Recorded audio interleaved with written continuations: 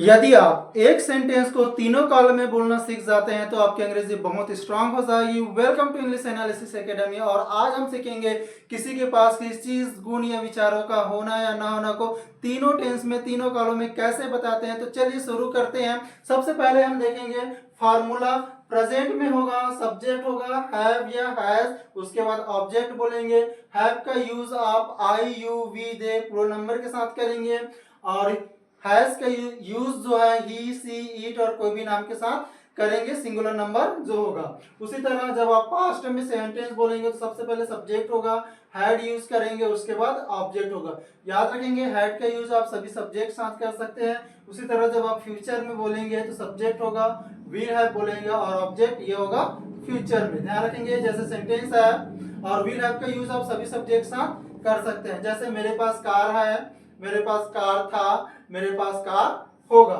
I have a car, I had a car, I will have a car. उसी तरह जब negative sentence बोलेंगे जैसे उसके पास मोबाइल नहीं है, उसके पास मोबाइल नहीं था, उसके पास मोबाइल नहीं होगा, इसे आप बोल सकते हैं ही डजंट हैव या डज नॉट बोल सकते हैं या फिर डजंट बोल सकते हैं। तो सेंटेंस है he does not have a mobile, he did not have a mobile, he will not have a mobile. याद रखेंगे डज जो है ही सी इट कोई भी नाम और सिंगुलर नंबर सब्जेक्ट साथ यूज करेंगे।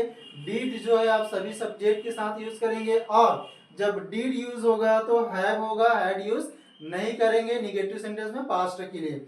उसी तरह विल सभी सब्जेक्ट साथ आप यूज कर सकते हैं। किसी से प्रश्न जब हम पूछेंगे तो सर हिंदी में हम क्या से शुरुआत होता है और अंग्रेजी में हेल्पिंग वर्ब से। सेंटेंस है जैसे क्या आपके पास खिलौने हैं, सॉरी क्या उसके पास खिलौने हैं, क्या उसके पास खिलौने थे, क्या उसके पास खिलौने होंगे।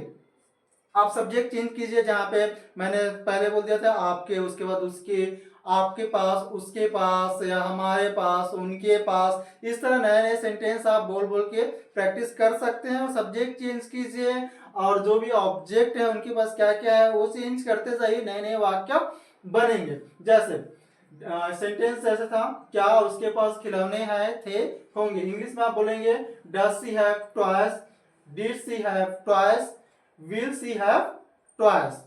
उसी तरह क्या हमें ईमानदारी नहीं है, क्या हमें ईमानदारी नहीं था, क्या हमें ईमानदारी नहीं होगा। मतलब क्वेश्चन भी कर रहे हैं और उसमें निगेटिव भी है तो इसे इस तरह बोलेंगे do we not have honesty, did we not have honesty, will we not have honesty. ध्यान रखेंगे सब्जेक्ट के बाद नॉट होगा, उसके बाद हैव यूज करेंगे।